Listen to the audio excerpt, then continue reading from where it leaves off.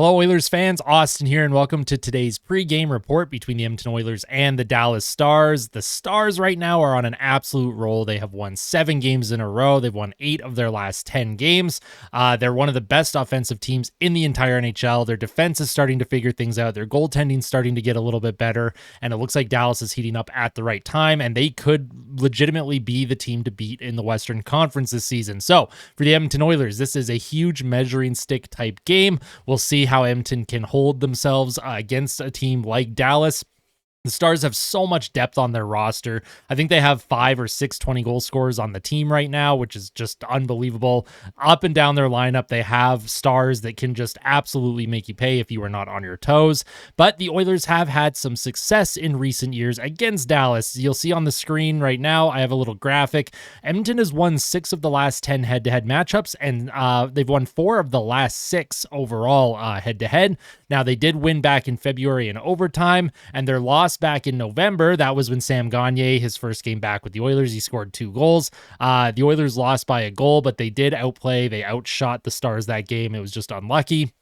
But in terms of Edmonton's ability to hold their own against a team like Dallas, the Oilers do match up well against them. This is not like the late 90s and early 2000s type matchups anymore. Edmonton is definitely more in these games, that's for sure. Now, before I get into the actual pregame report, there's something I wanted to be transparent about. In yesterday's video about the Blues and Oilers game, I put out a statement. I said that St. Louis was the second most penalized team in the NHL. That was false. I want to be transparent with you because if you're coming to my videos and, as a source of information, and I love to provide numbers and facts, I want to make sure that if I'm fact checked, that I also acknowledge when I'm wrong. St. Louis is the second least penalized team in the league, and they have the 3rd highest share of power play time in the NHL. So again, I just wanted to be transparent. I wanted to apologize for giving false information, and I will make sure that the information I put on screen and talk about in future videos is accurate. So with that out of the way, let's get into the projected lineup tonight.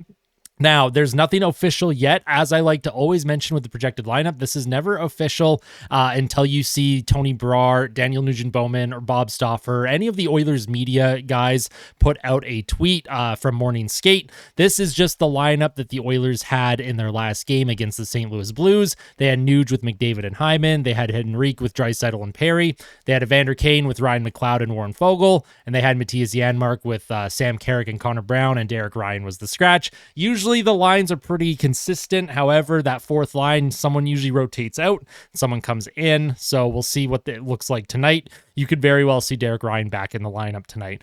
On defense, we have Ekholm with Bouchard, Nurse with Ceci, Kulak with Desharnais, and Troy Stetcher as the 7th D-man. And then Stuart Skinner, I do project will get the start. This is a game that I would think he is going to play in. So let's get into the pre-game numbers here. The Dallas Stars, as I mentioned, they are on a roll. They are 47, 19, and 9. They've won 7 games in a row.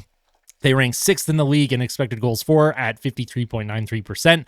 Their power play ranks 8th in the NHL at 24%. Their penalty kill ranks 11th at 81.5%. They score 3.64 goals per game, which ranks 3rd. They give up 2.91 goals per game, which ranks 11th. Their team save percentage at even strength is 89.95%, which ranks 18th. And their team shooting percentage ranks 3rd at 11.31%. So as you can kind of see, Dallas is very good on the penalty kill. They have a good power play. They score a ton of goals. Their only weak link has been goaltending this season. But as I mentioned, it looks like it is starting to turn around. Jake Ottinger has gotten his save percentage back to 900. He was well below 900 for a large portion of the season. So Edmonton's got to be very careful here. But if there is a way for Edmonton to break through against the Stars, it will be with some shaky goaltending on their end.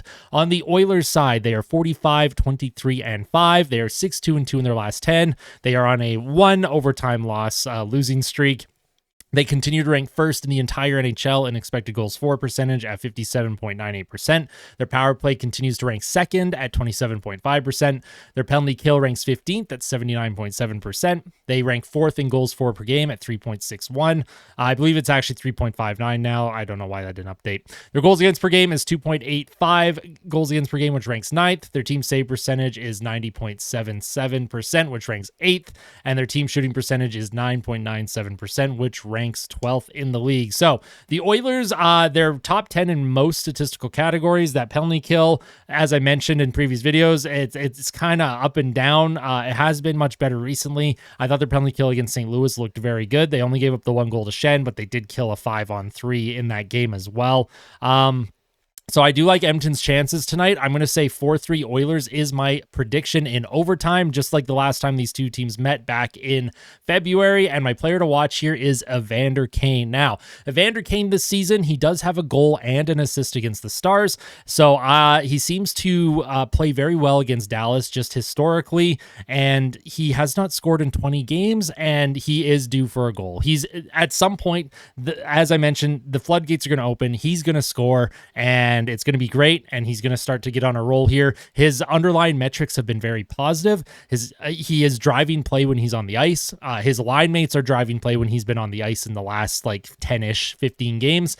Evander Kane has been playing good hockey. He's just a little bit snake bitten right now, but he is my player to watch. I do think he's going to come through tonight against the Stars and break that scoreless skid that he's on.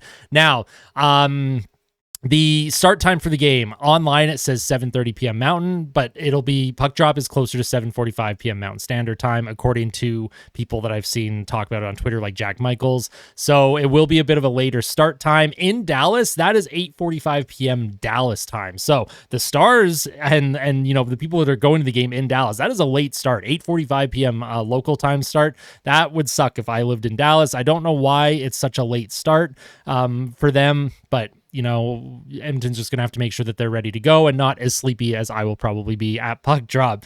What do you think will happen tonight? Make sure you give me your score predictions down in the comments section below. As always, if you like these pregame reports and you want to see more, make sure you hit like. If you really like today's video, make sure you hit subscribe. It goes a long way in supporting the channel. And as always, tell someone that you love them. I'll see you in the postgame recap. Thank you so much for watching. Take care.